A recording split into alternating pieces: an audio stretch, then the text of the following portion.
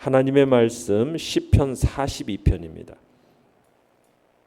시편 42편 1절에서 11절의 말씀입니다. 시편 42편 1절에서 11절의 말씀 우리 한 목소리로 같이 읽도록 하겠습니다.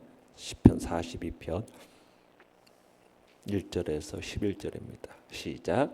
하나님이여 사슴이 시냇물을 찾기에 갈급함같이 내 영혼이 주를 찾기에 갈급하니이다.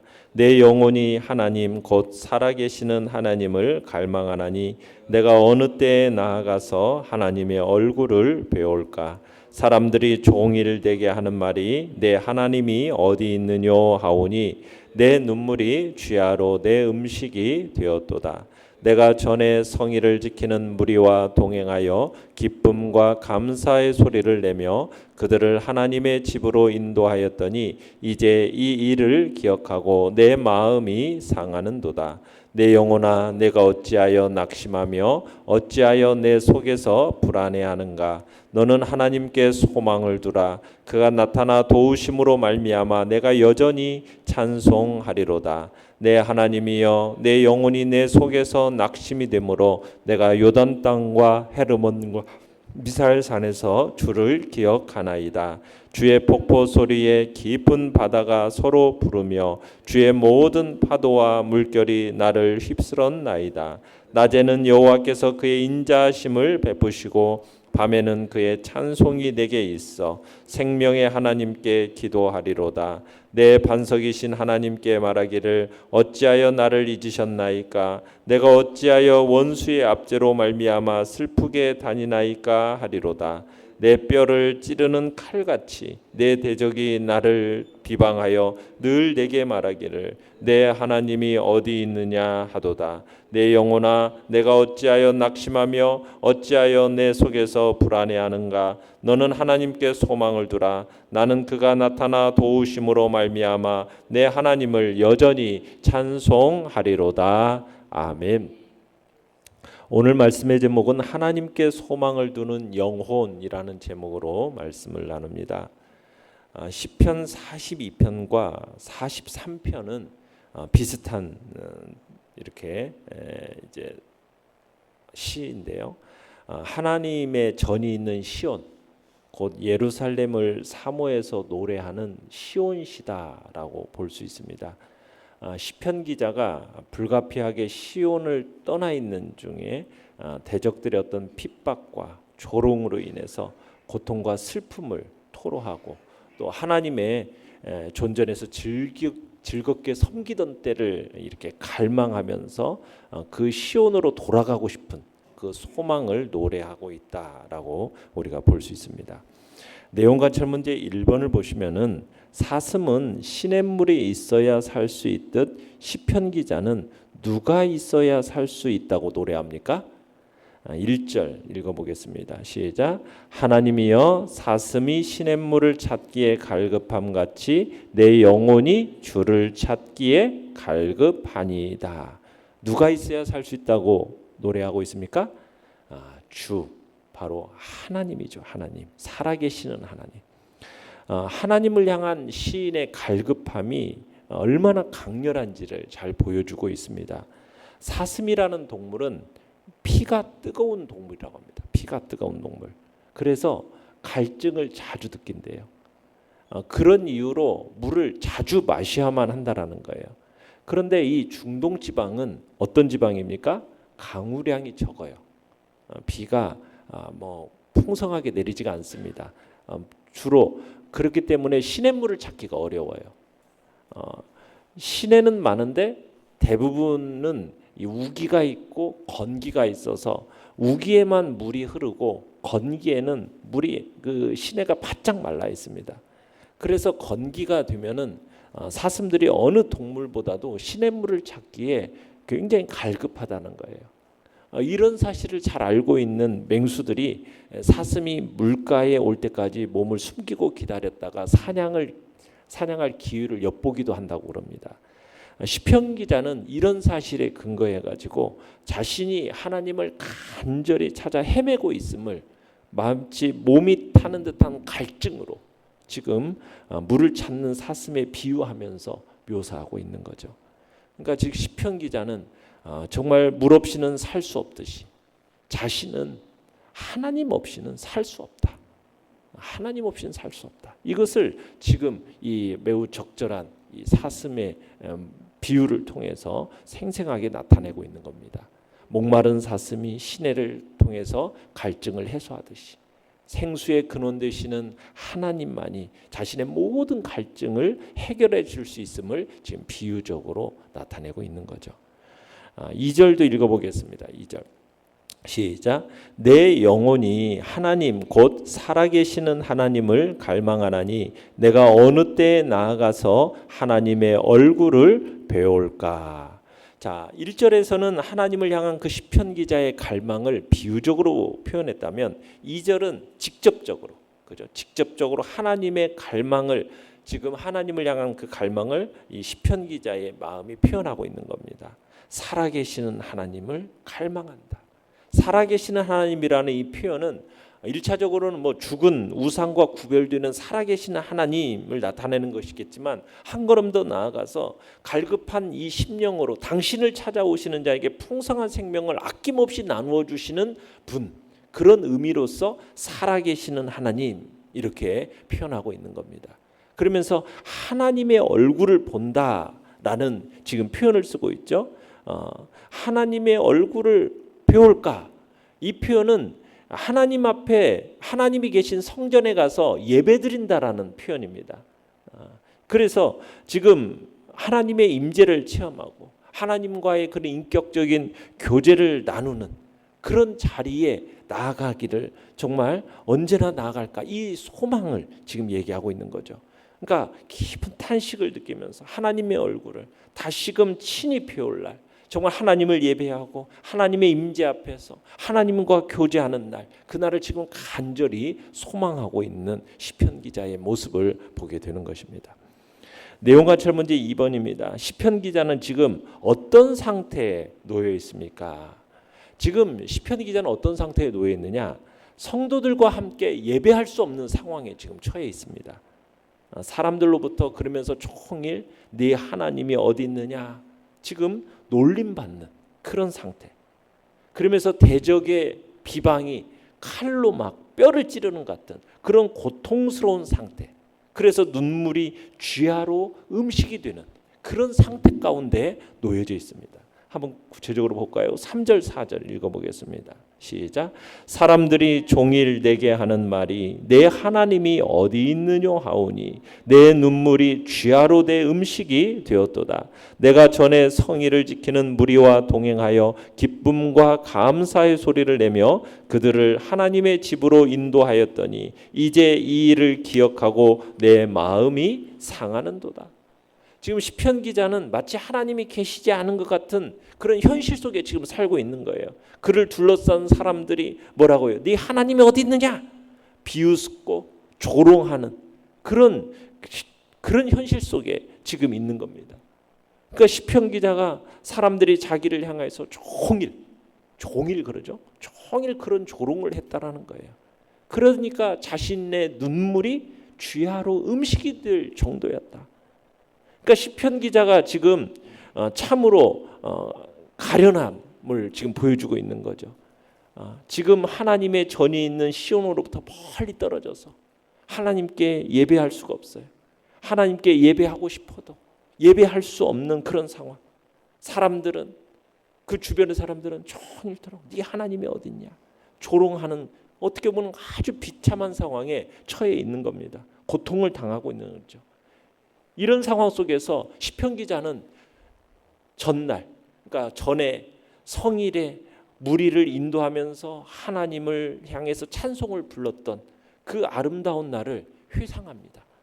그때는 정말 사람들을 인도하면서 하나님을 찬송했었는데, 그러면서 그 과거를 생각해 보니까 지금 현실이 너무나도 비참한 모습인 거예요. 그 비참한 처지와 맞물리니까 마음이 어때요?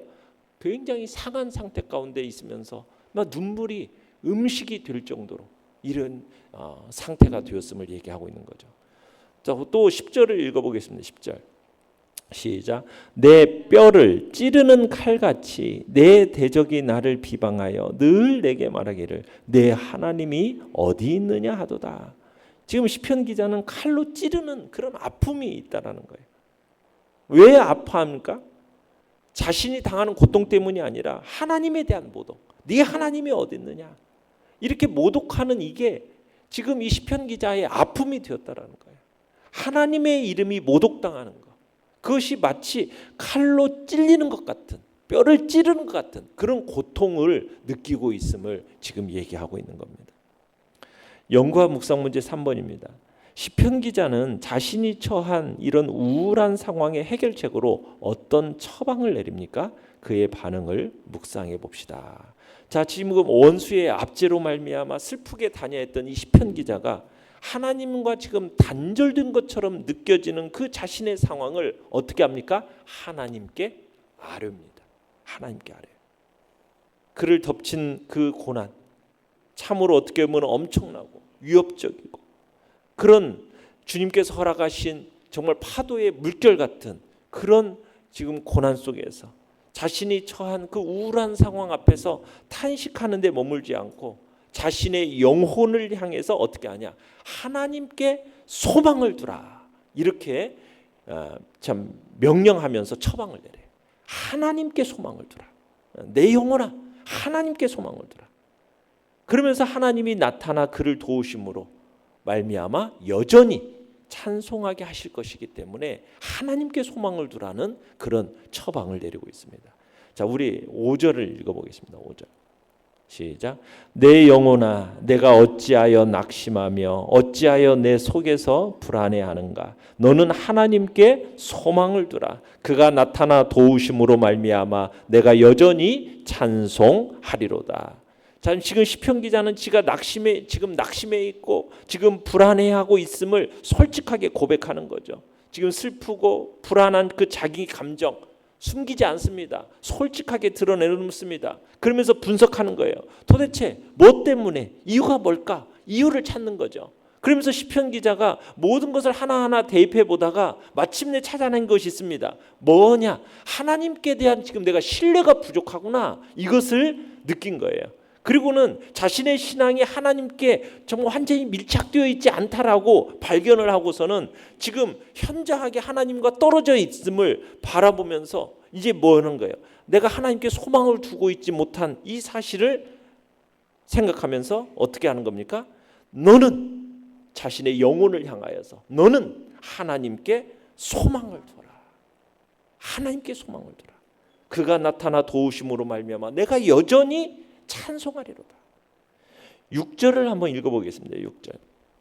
시작. 내 하나님이여 내 영혼이 내 속에서 낙심이 되므로 내가 요단 땅과 헤르몬과 미살산에서 주를 기억하나이다. 자, 여기서 보면은 내가 요단 땅, 헤르몬, 미살산이라는 이런 지명이 나오는데요. 요단 땅은 이스라엘을 나타내는 다른 표현이에요. 헤르몬이라는 산은 팔레스타인에서 가장 높은 산을 얘기합니다. 미살산은 작은 산을 의미해요. 그러니까 결국 이 헤르몬과 미살산은 결국 이스라엘의 모든 산, 이스라엘 전체를 가리키는 말이 바로 여기서 요단 땅, 헤르몬, 미살산 이것을 이스라엘 전체를 가리키는 표현인 거예요. 결국 이 시편 기자의 고백은 하나님께서 이스라엘 땅에서 자기들에게 베푸신 그 은혜를 베푸신다는 사실을 기억한다라는 거예요. 지금 자신의 영혼이 낙심이 됩니다. 낙심이 되니까 지금 뭐 한다라는 거예요. 전날 하나님이 자기에게 은혜를 베푸셨던 그 사실을 기억해냄으로써 이 낙심을 어떻게 하겠다? 극복해내겠다. 지금 얘기하는 거예요. 그러니까 우리의 마음이 낙심되면은 어떻게 하라는 거예요? 처방을 내리는 겁니다. 어떤 처방입니까? 하나님께서 내게 은혜를 베푸셨던 그 과거를 기억해내고 다시 한번 생각해내면서 그 낙심을 극복해내라는 거예요. 자, 그다음 8절을 한번 읽어보겠습니다. 8절 시작. 낮에는 여호와께서 그의 인자함을 베푸시고 밤에는 그의 찬송이 내게 있어 생명의 하나님께 기도하리로다. 지금 시편 기자는 하나님의 징계로 인해서 지금 영혼이 낙심되는 상황 속에 있어요. 그런 낙심되는 상황 속에서도 장차 하나님께서 회복시켜 주실 하나님의 그 은혜를 바라보면서 하나님을 찬양하고 감사의 기도를 드리겠다 지금 고백하고 있는 겁니다. 그러니까 우리의 마음이 낙심이 되면 그 낙심된 채로 절망할 게 아니라 하나님께서 다시 어떻게 하실 것이다, 우리를 회복시켜 주실 것이다 라는 그 하나님의 인자하심, 하나님의 그 신실하심, 그것을 다시 붙들고 어떻게 합니까? 하나님을 찬송하고 감사의 기도를 드림으로 그 낙심된 마음을 일으키겠다라는 그런 결단, 처방을 내리는 겁니다. 11절 읽어봅니다. 시작. 내 영혼아 내가 어찌하여 낙심하며 어찌하여 내 속에서 불안해하는가. 너는 하나님께 소망을 두라. 나는 그가 나타나 도우심으로 말미암아 내 하나님을 여전히 찬송하리로다. 모든 것이 지금 불만스러운 상황 속에서도 주님을 높이는 겁니다. 하나님을 찬양하는 겁니다. 여전히, 그죠? 내 하나님을 여전히 찬송하리로다. 환경과 상황에 상관없이 여전히 원망할 만한 그런 상황 속에서도 끝까지 원망하지 않고 낙심될 그 상황 속에서도 하나님을 부인할 만한 그런 상황 속에서도 신앙의 끈, 신뢰의 끈을 조금도 늦추지 않고 여전히 하나님을 찬송한다라는 그 처방을 내리면서, 그러면서 이제 이 낙심된 마음을 일으켜 세우는 것이죠. 느낀 점 4번입니다. 극심한 고난 속에서도 여전히 하나님께 소망을 두는 시편 기자를 보며 무엇을 느낍니까? 어떤 상황 속에서든 하나님은 그 인자하심을 베풀어 주시는 분이다라는 그 생명의 하나님, 그 하나님을 묵상하고 그 하나님께 소망을 두고 그 하나님께 기도해야 하고 여전히 그런 상황 속에서도 찬송해야 함을 느끼는 거죠. 상황과 환경에 의해서 낙심되어져서 절망 가운데 완전히 어떤 깊은 구덩이 속으로 파고 들어가는 그런 삶이 아니라 그런 속에서도 어떻게 하겠다? 오히려 소망을 하나님께 두고 그 하나님을 찬송하겠다. 우리가 징계로 인하여 때로는 공경을 당할 때가 있어요. 그럴 때 낙심만 하고 있어서는 안 된다는 거죠. 하나님을 원망만 하고 있어서는 안 된다는 거예요. 오히려 사슴이 시냇물을 찾기에 갈급함 같이 하나님을 찾기에 갈급함으로 나아가야 된다는 거죠. 자신을 구원할 분은 오직 하나님 한 분밖에 없음을 고백하면서 그 사실을 인지하면서 하나님을 갈급함으로 찾아 나아가는 겁니다. 비록 하나님이 나를 징계했을지라도 나를 다시 회복시키실 분은 하나님이라는 그 믿음을 가지고 하나님을 향하여 나아가는 거죠. 공경으로 인해서 낙심해하고 불안해하는 그 자기의 영혼을 추스르면서 오히려 여전히 하나님을 찬양하는 자리에 있겠다. 우리가 결단하시기를 바랍니다. 진정한 성도는 모름지기 이런 신앙의 자세를 가지는 거죠. 여러분의 신앙의 모습이 이런 모습을 가지고 참으로 낙심될 만한 그런 상황 앞에 낙심하고 좌절하고 절망이 아니라 여전히 그런 속에서 하나님을 간절히 찾으면서 하나님을 찬송하는 자리에 있겠다 결단하며 나아가므로 그 모든 그 상황과 환경들을 극복해내는 복된 자리에 있기를 간절히 축원합니다.